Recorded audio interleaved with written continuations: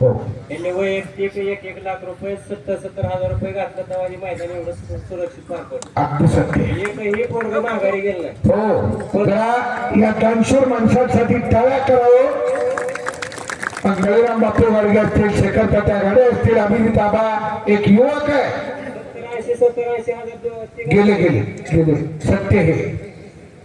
खिशातले पैसे घालून गावाचं नाव व्हावं, देवाचं 2 दिवसाची यात्रा 3 दिवसावर आणली आणि काल बैलगाडा शर्यतीचं आयोजन केलं. यात्रा कमिटीचा दिवस आगबाग झाला, बदलला गेला तरी हरकत नाही. आणि हप्ते